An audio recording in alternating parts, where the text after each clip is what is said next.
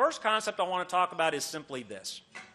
America is not the federal government.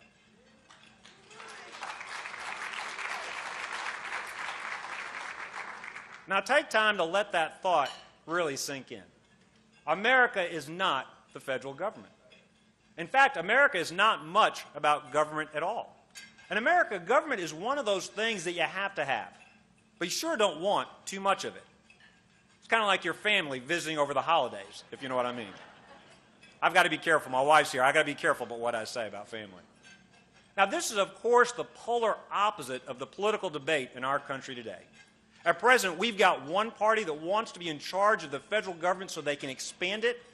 We've got another party that wants to be in charge of the federal government so they can get it under control. I'm here to tell you that's a terrible debate.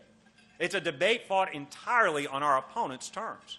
A debate about which party can better manage the federal government is a very small and a very short-sighted debate. If our vision isn't bigger than that, we simply don't deserve to win. In our public discourse today, America is pretty much defined by government, by the latest moves that occur in Washington, D.C. You know, if you were to land here from outer space, if you were to watch TV for a week, to read the newspapers, watch the news, you would come to the conclusion that Washington is the hub of America, and that what happens in Washington is what drives and dictates the success or failure of America. In addition to Washington, you'd probably come to the conclusion there are a bunch of these outlying areas we call states, but they were pretty much just adjuncts of the federal government. This is not the idea of America. But this is what America will become if we don't reorient our way of thinking right away. As our government grows ever larger, it will become what America is all about if we let it. This is our challenge. This is what we are here for. Look at the debates that have dominated Washington, D.C. these last several weeks. First, we had the fiscal cliff, the debt ceiling. We've had Joe Biden's gun control task force. In all reality, these are sideshows in Washington that we have allowed to take center stage in our country. As conservatives, we are falling into the sideshow trap.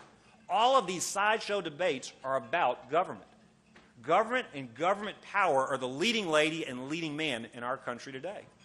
Today's conservatism is completely wrapped up in solving the hideous mess that is the federal budget, the burgeoning deficits, the mammoth federal debt, the shortfall in our entitlement programs, even as our president invents even new entitlement programs on top of the ones we've got. We seem to have an obsession with government bookkeeping. This is a rigged game, and it is the wrong game for us to play. Today it's the fiscal cliff, tomorrow it'll be the fiscal apocalypse, then it'll be the fiscal Armageddon. But I've got news for you. Our government has already gone off the fiscal cliff. Indeed, it happened years ago, and it's happened every year for many years. Today's conservatism is in love with zeros.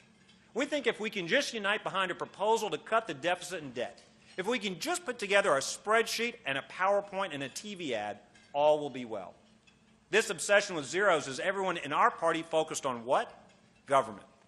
By obsessing with zeros on the budget spreadsheet, we send a not-so-subtle signal that the focus of our country is on the phony economy of Washington, D.C., instead of the real economy, out here in Charlotte, in New Orleans, in Shreveport, in Cheyenne. We as Republicans have to accept that government number crunching, even conservative government number crunching, is not the answer to our nation's problems.